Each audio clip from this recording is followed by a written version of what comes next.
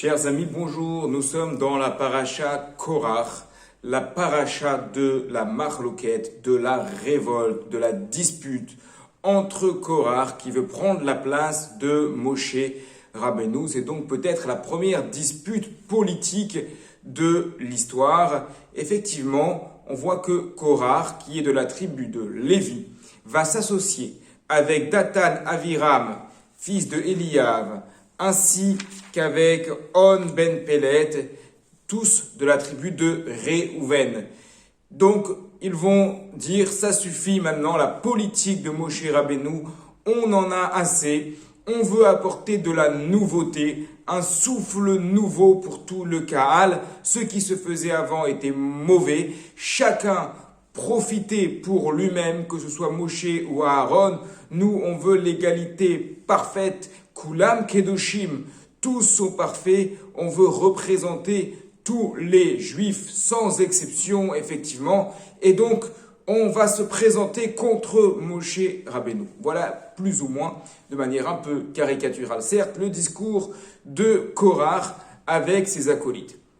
Est-ce qu'ils ont vraiment un programme?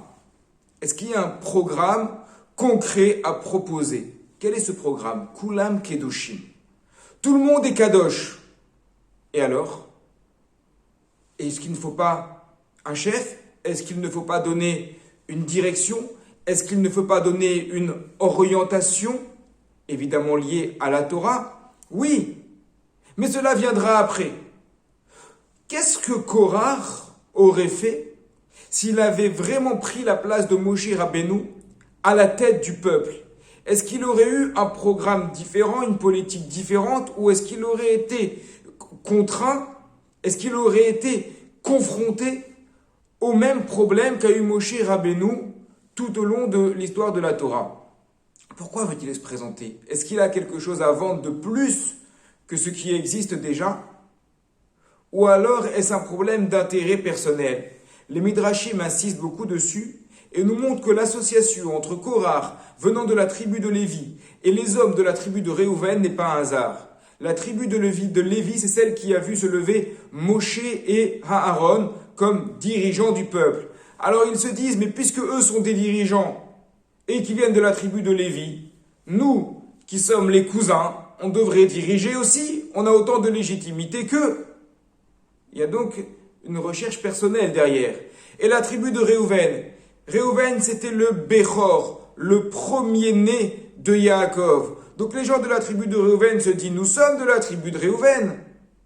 Logiquement, nous devrions nous-mêmes être à la tête du peuple. Voilà donc des intérêts personnels. Et ce sont les intérêts pour le pouvoir, pour le kavod, des ressentiments, qui les poussent à proposer un programme qui finalement n'en est pas un.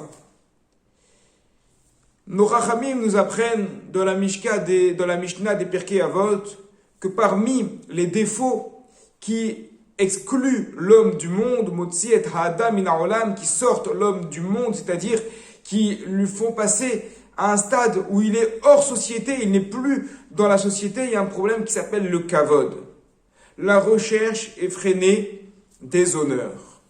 À ce sujet, on rapporte une histoire chassidique d'un roi qui était extrêmement discret. Il était tellement discret que personne ne l'avait jamais vu. En plus de cela, il sortait rarement à l'extérieur. Un jour, il est allé accompagner son premier ministre pour faire une course dans la capitale. Et il marchait donc aux côtés de son premier ministre. Mais les gens n'avaient jamais vu le roi. Alors dès qu'il passait à côté d'eux, il montrait des marques de respect, de vénération vis-à-vis du ministre, mais il ne prêtait pas du tout attention au roi. Qu'est-ce que le Premier ministre était gêné? Il se sentait vraiment très dérangé. Comment lui prenait tous les honneurs alors qu'à côté de lui était le roi qui était bien plus important que lui? Oui, mais les gens ne le savaient pas. La morale de cette histoire est que quoi que l'on fasse, à côté de nous, il y a toujours Akadosh Baruch Hu, Hachem, qui nous accompagne. C'est Akadosh Baruch Hu qui donne l'honneur aux gens.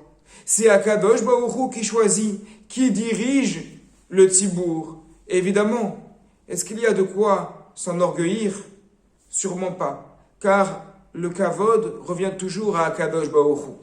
Et effectivement, c'est ça le problème de Korach, c'est ça le problème des gens qui l'accompagnent, c'est ça le problème de ce défaut de rechercher toujours et toujours les honneurs, c'est qu'on cherche quelque chose qui finalement ne nous revient pas, car tout revient à Hachem. Le kavod, l'honneur, c'est uniquement pour lui. Et nous, on est là, au contraire, pour faire en sorte que l'on puisse lui donner à Akadosh Baruch Hu le kavod qui lui revient en faisant nos mitzvot, en étudiant notre Torah, en étant bon vis-à-vis des autres.